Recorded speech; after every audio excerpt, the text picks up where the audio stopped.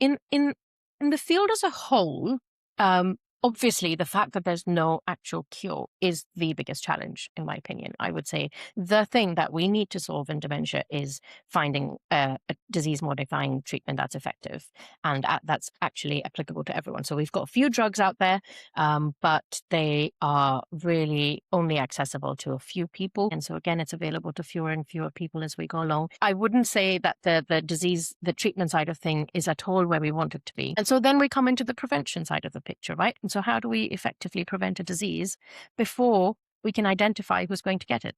So that's the second big challenge, which is trying to predict, okay, at age 40, I think this person in 30 years is going to develop dementia.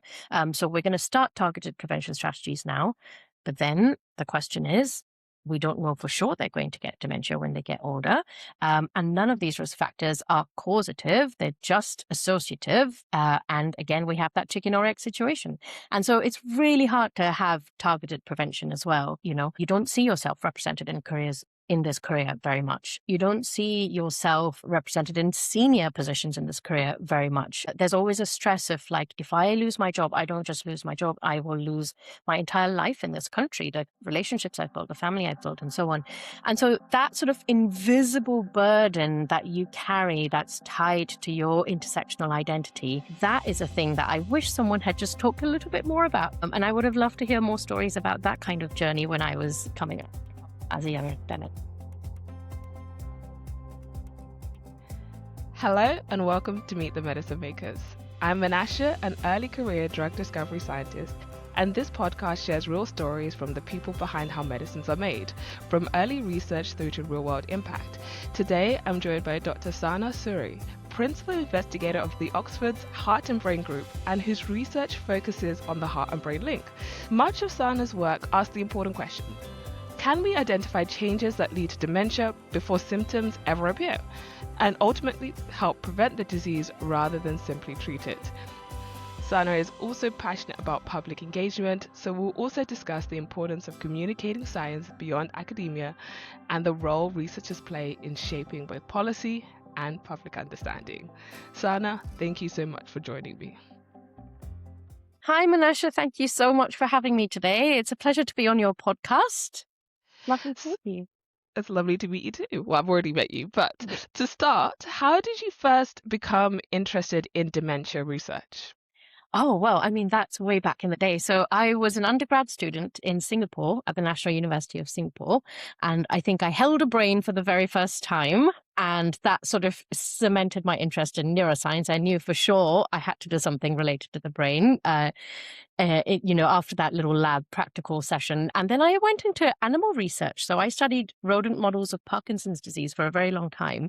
And I was very, very convinced that this is it. I found the career for me. I'm going to be studying rodent models of Parkinson's disease for the rest of my life. I was really excited by the prospect of looking at sort of individual neurons and just seeing how signaling works. And then I came to Oxford and I sort of, had this wonderful MSc course that allows you to choose different projects. And I had one project that was, of course, on rodent models of Parkinson's disease. And then I had this other project on human imaging in dementia. And I sort of naturally drew more towards the human side of the things and, the human experience and the human story when it comes to disorders like dementia. And that sort of has been my career ever since. And why is the human side of it so important to you?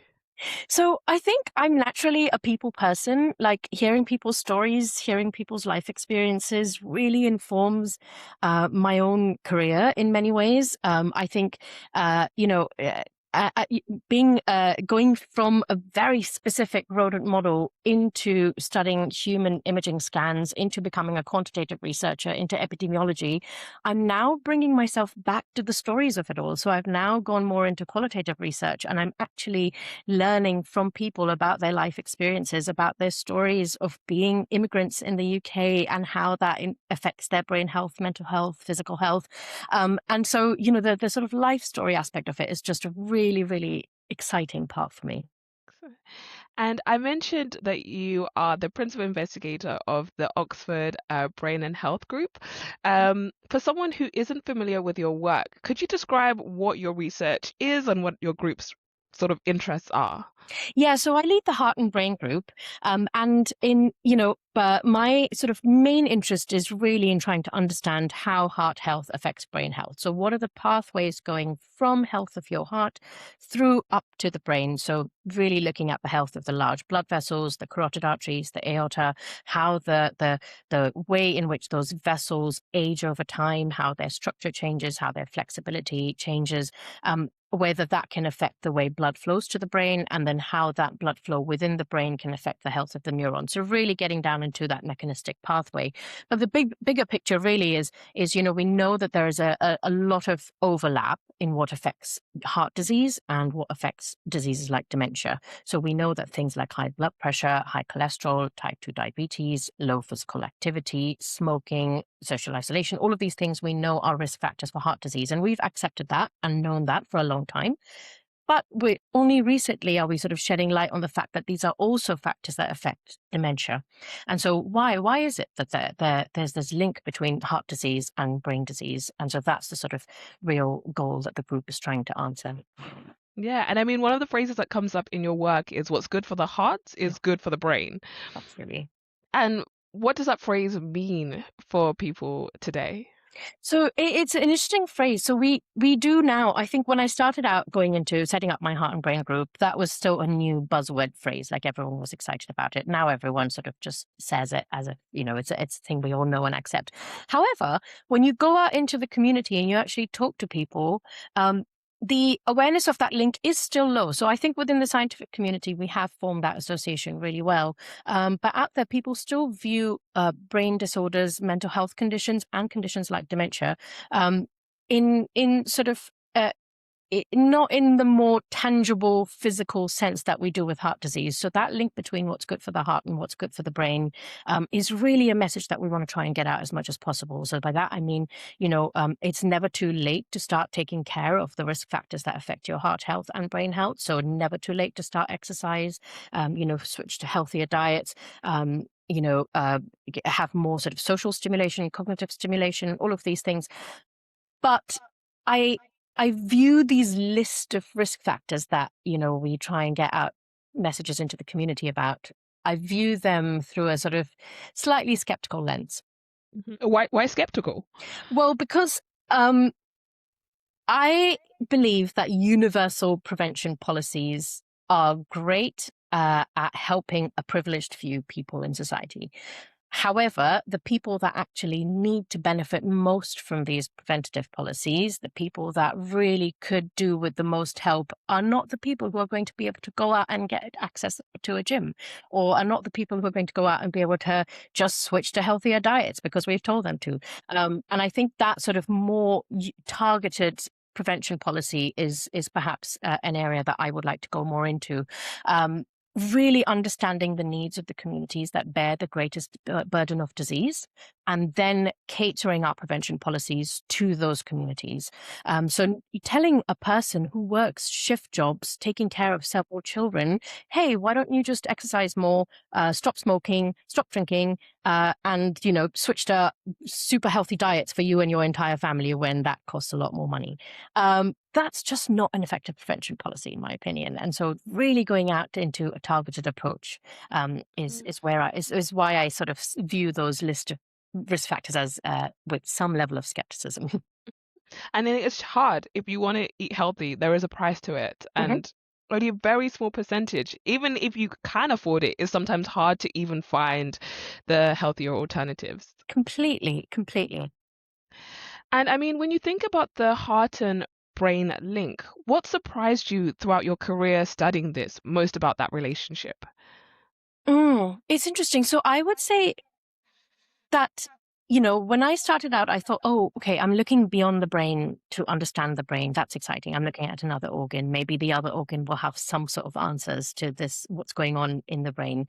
And then you start understanding and looking into what the other organ's doing, and you see, oh my gosh, it's actually far more complex than anything. And yeah, we've known this about dementia. This is not new news that dementia is very complex. It's very multifactorial, and it's not one directional. So I think the thing that interests me a lot is that what affects the health of the heart affects the health of the brain, and then what affects the health of the brain affects the health of the heart. And so that bidirectionality of that relationship is perhaps really interesting to me.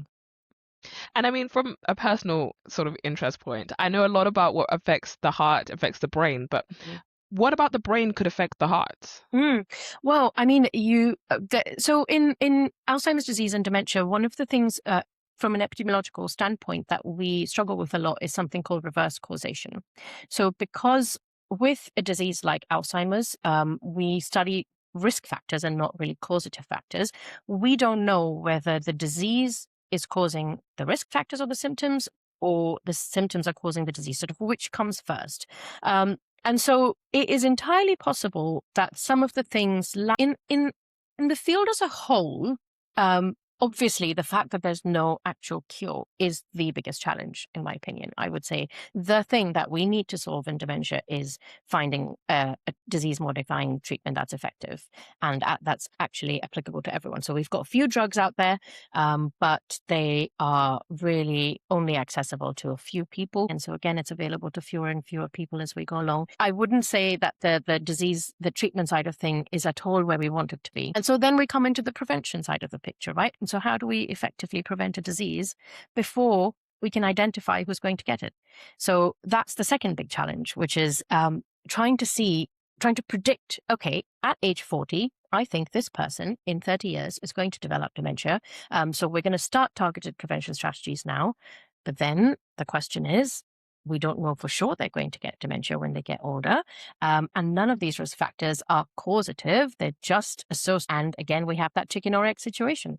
And so it's really hard to have targeted prevention as well. Like low exercise, which we call a risk factor for Alzheimer's and a risk factor for heart disease. In the case of Alzheimer's, it's entirely possible that the low exercise is actually just a symptom of the disease, because the disease just has a really long lag time of about 10 to 20 years where we don't know that the disease has taken hold, where we don't see symptoms, but we know underlying mechanisms are actually taking hold. And so it's entirely possible that in those 20 years when we don't know someone has dementia, that they're not exercising because of the underlying pathology that's beginning to develop and not as a risk factor for future disease. But then, like I said before, it's this a bidirectional thing where perhaps you're not exercising and that's causing something, and then you've got the underlying pathology and that's causing you not to exercise. And so, yeah, that chicken or egg situation is really intriguing. It's intriguing, but it also makes research challenging, I imagine, because then you're trying to dissect, okay, is it going this way or is it going that way? And I mean, in all research, especially in medicine development, there are challenges. What sort of unique challenges come up for you in studying sort of dementia? Well, I mean, I think this big lag time is one thing. I think in the field as a whole, obviously the fact that there's no actual cure is the biggest challenge, in my opinion. I would say the thing that we need to solve in dementia is finding a disease-modifying treatment that's effective and that's actually applicable to everyone. So we've got a few drugs out there, but they are really only accessible to a few people who don't really develop the adverse side effects that are associated with the drugs. And so we've got to do lots of screenings and lots of tests to make sure someone's eligible for this drug. And that costs a lot of money. And so again, it's available to fewer and fewer people as we go along. So I wouldn't say that the treatment side of thing is at all where we want it to be. And so then we come into the prevention side of the picture, right? And so how do we effectively prevent a disease before we can identify who's going to get it? So that's the second big challenge, which is trying to predict, okay, at age 40, I think this person in 30 years is going to develop dementia. So we're going to start targeted prevention strategies now. But then the question is, we don't know for sure they're going to get dementia when they get older. And none of these risk factors are causative. They're just associative. And again, we have that chicken or egg situation. And so it's really hard to have targeted prevention as well. So I'd say both the areas of treatment and prevention really need a lot of support. And then, of course, I mean, the whole world of care is another big challenge to deal with. And I mean, there are so many challenges, and I think you've highlighted one of the challenges in prevention. But what do you think we would need to understand about dementia or prevention in order to sort of improve that gap in our knowledge? Mm. So I'll come back to the so I'll come back to the initial conversation about the skepticism. So what I would say is right now we're really as a community focused on biological risk. We've got a real good handle on, hey, high blood pressure increases your chances, cholesterol untreated, diabetes untreated. These are the conditions that can affect your chances. I'm really interested in probing what goes on a social level. So we know that our brain is shaped not just by our bodies, but our entire communities, our immediate environments, our global environments. And understanding sort of the social determinants of risk could help fix some of those gaps in our understanding as well. So we know things like, health literacy, health equity, sort of material deprivation, growing up in poverty, wealth shocks, so income inequality, a lack of access to formal education, a lack of access to healthcare, barriers to healthcare. Like these are all things that affect our social environment that have very direct, tangible links to brain health. And they're really underexplored. And so I think a big challenge with prevention would be to broaden our horizons a little bit beyond biology, really try and form that link between social risk and biological risk, understand how the two interact, and then have your targeted prevention approaches.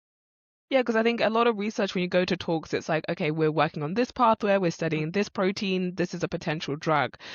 And it's great because when there is treatment, you'll be able to implement that. But the challenge with any treatment is that it will only be restricted to a select few initially, whereas some of the social risks, those are easier to implement on a much larger scale. And I actually wanted to find out more about your journey into sort of doing more of this sort of social research. How did you get interested? What are the works you've been involved? And like, where do you see this going? So I think my sort of foray into this area has come from a personal lived experience side of it, and also my real passion for equality in academia or equity in academia. So I started leading a few committees here on inclusive culture, on EDI in the center, and then we started having these sort of real big picture conversations about equity in academia. And then I thought about how, well, my research is all about biology of dementia. My passion is all about social equity, and inclusive culture. Why can't I marry the two? And I can marry the two. And so that's exactly what I just ended up doing. There was a call for a fellowship application internally within the university, and we had like a week to write up this idea. And I had COVID, and my little baby son at the time also had COVID. I remember this. And we were just like in this little COVID bubble with a sick child and a sick mom. And I was like, I think I just want to get this idea on a paper. And I just wrote it and I sent it off, and it ended up getting funded for a fellowship. And that allowed me to then actually pursue this idea in a more tangible way. And it's been really exciting. So we're doing a qualitative study at the moment, which is called Sabhi. Sabhi is a Hindi word which means all or everyone. And that study actually spells out stories about brain health and ethnicity. And what we're doing is we're talking to South Asian adults who we know are at a higher risk of getting dementia. And actually, a lot of those risk factors that we talked about earlier, they're at a higher risk of that as well. They're largely sort of underrepresented in research. They are late to get diagnosed. They are less likely to seek formal care for dementia. And so, trying to understand why all of that, why the why of it all, really. So we're going out into the community. We're talking to South Asian adults who've had some experience within the healthcare system, trying to understand barriers to seeking care. So really going into life experiences of what it's like to be in the UK, any sorts of discrimination they've faced, any sorts of mistrust they may have in the healthcare situation, how discrimination can link to mistrust in the healthcare institutions, and forming that sort of understanding of, from a first person account, how your broader social context can affect not just your health, but your likelihood of seeking help for health conditions. And this is really important work because it's going to affect how they receive treatment and how we then shape our research for future treatment plans and prevention plans. And I mean, you talked about some of the barriers, mistrust, sort of discrimination. Are there any other barriers that people from different ethnic groups face when we think about dementia care? Yeah, so we the shame and stigma are a big part of it, the sort of process. So we know that there's a lot of shame surrounding a condition like dementia. People don't want to talk about it. People don't want to acknowledge that someone in their family may have it. There's a lot of stigma. So there's a lot of, what will they say, and maybe I'll keep it to myself. There's a lot of I think the biggest thing that strikes me really is that there isn't a word for dementia in many South Asian languages, and how can we treat something or even start to address it when we can't name it in the same way? And so really trying to so understanding and awareness is one thing as well, and these are all on the side of the person, and I'm really interested on what's going on the side of the institution. So what are the systemic barriers?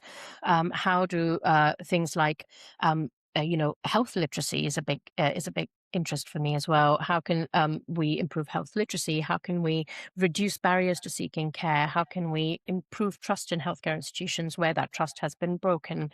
And how do sort of things like life experiences, racism, discrimination, um, affect our well-being and therefore our brain health?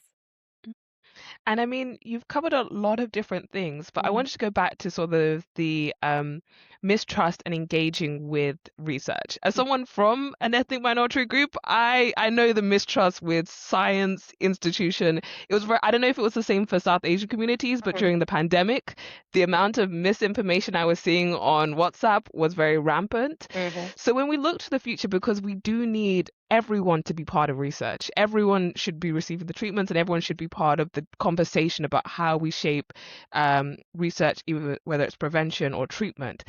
What do you think we need to do to sort of improve that engagement and help? Or maybe if it's not necessarily the individuals, but institutions as a whole? It's a great question, and it's a tough one to answer because I don't think there's one simple answer. But what Mm, I would say is there's a lot of the onus is so I'm also South Asian. I'm from an ethnic minority background. mm, And I say that the onus is on us. By us, I mean people within the healthcare settings to change that trust, to build that trust back up. And that involves a lot of sustained dedicated uh, and creative community engagement. This requires time, patience. It requires you to show up in the community consistently over and over again. Make yourself a trusted person. Go out into communities. When you're setting up a study and you're recruiting people through sending out emails on adverts in your regular mailing list, you're going to get the same people coming up to participate in your study. And your research studies are not going to look like what they should look like, which is that, the very bare minimum is that your research study should look like what your local community looks like in terms of its demographics. And at the very minimum, it should look like what your disease looks like. If your disease has an overrepresentation of an ethnic minority in it, your study should have that similar overrepresentation, and we just aren't there yet. And so, from a research and clinical point of view, from a clinical trials point of view, we should be making an effort to recruit the right people. We're really obsessed as a community with how many people we should get. We should be more obsessed with who we're getting into our studies. So that's one thing, which is we need to change our recruitment strategies. We have to be more active in our recruitment rather than rely on passive forms of engagement through emails and so on.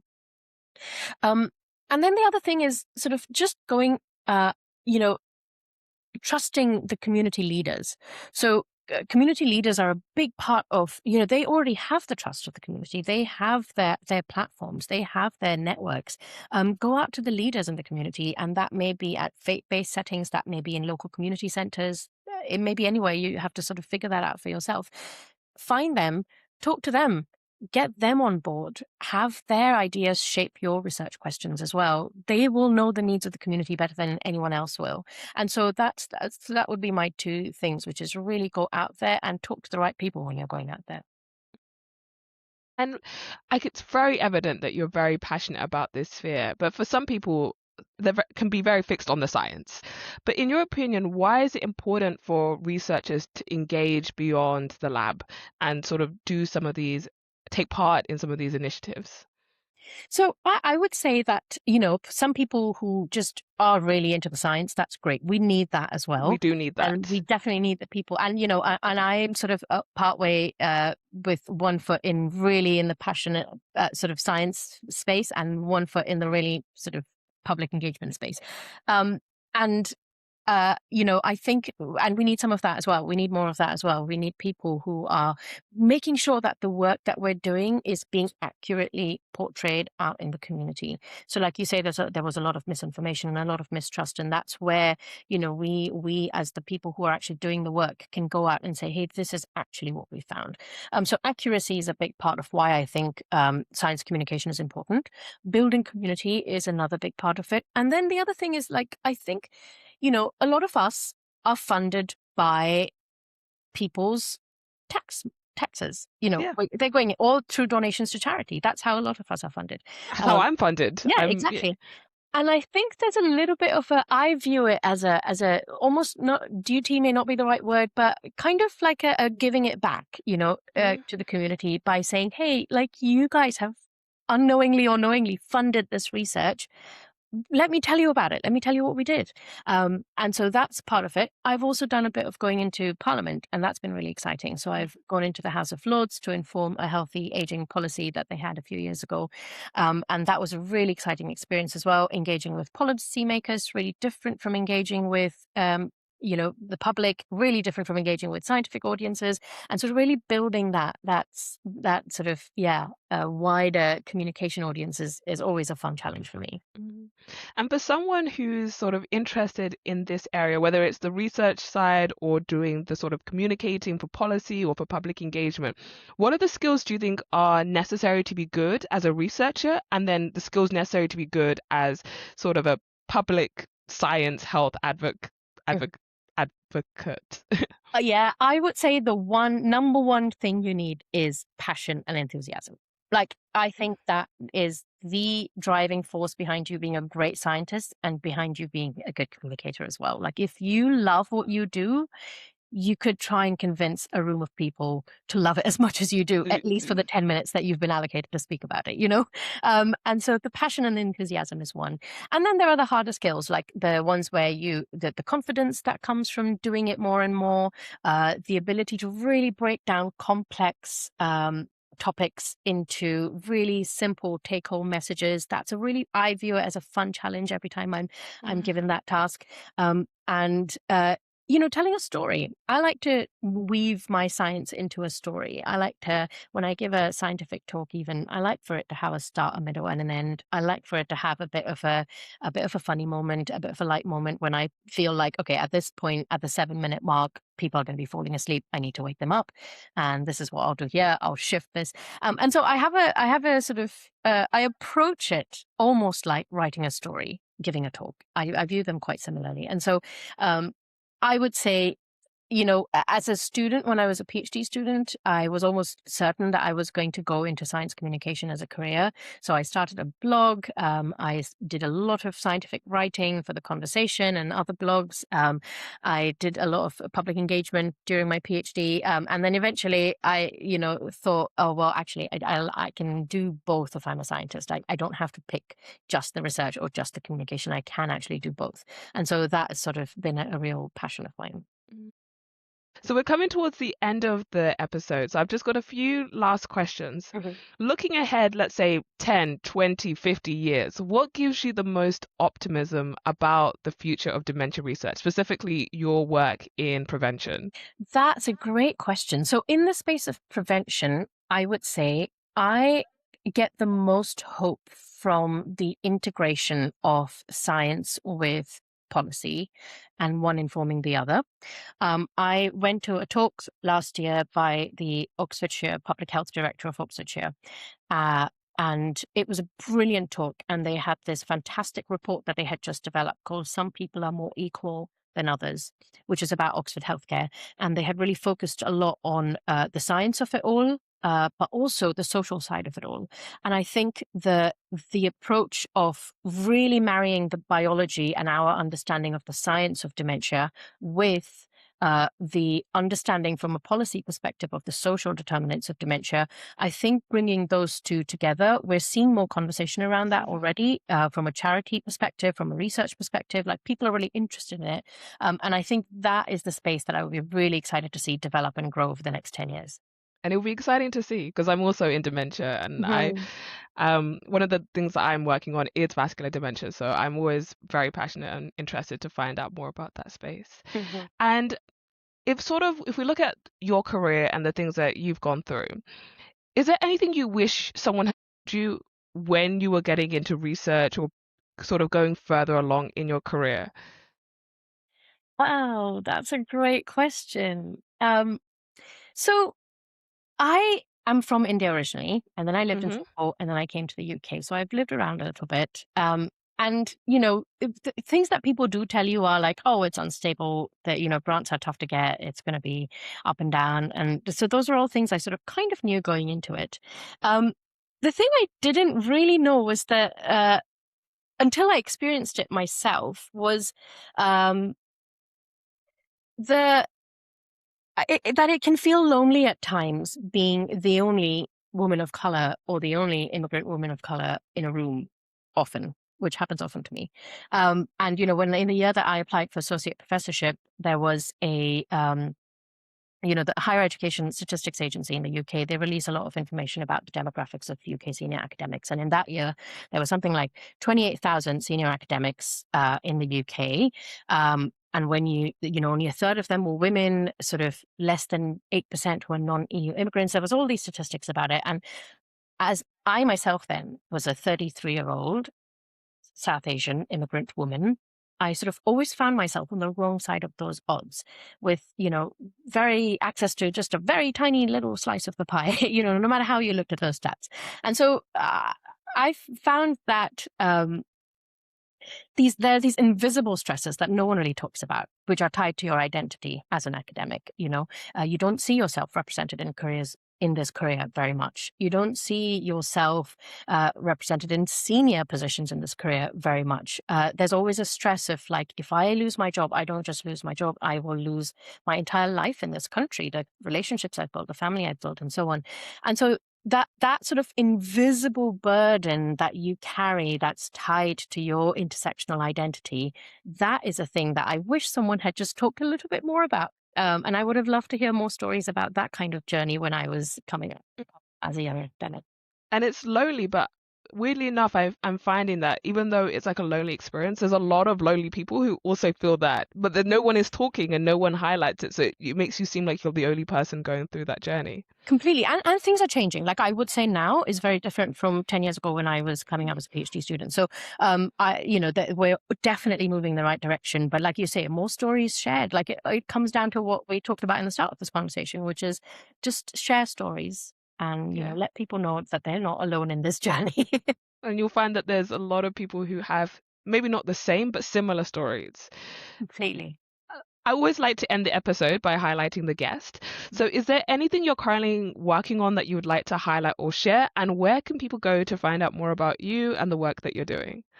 Well, we're doing a whole bunch of fun work, right from studying really young people, pushing the boundaries of dementia research to not just look at older adults, but going into childhood and adolescence. We're doing fun stuff on gathering life stories from South Asian adults. We're doing really exciting stuff using very large data sets like UK Biobank. We're working together with patients, trying to understand patients' needs and their stories and their what they want to get out of dementia research. So there's a whole bunch of stuff, and you can find it all on the Department of Psychiatry website, where my profile sits. Perfect. And before I finish, I always like to remember, even though people do amazing work, people aren't just their work. Mhm. So, is there anything that you like to do outside of what you do professionally? Well, outside of my professional job, I actually work for a 5-year-old and a 2-year-old full time.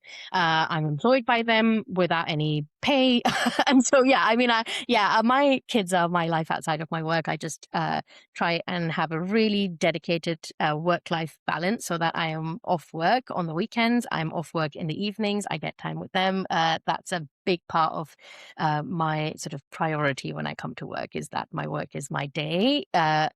in a dedicated set amount of time. And then outside of that, I'm not, thinking about this, mainly because right now I can't. Incredible. Well, thank you so much. I feel like I've learned so much from you. I think I've learned so much from your life experiences, and it's very, very, very evident that you're passionate about your research and about sort of helping those who are less privileged get access to the best quality care in the future. Thank you very much. And thanks for the opportunity. And thank you for listening to Meet the Medicine Makers. This podcast explores the people behind how medicines are made, from early research through to real-world impact. If you found this episode useful, feel free to share it with someone who might benefit, and you can find more information about Sana and her work in the description. See you in the next episode.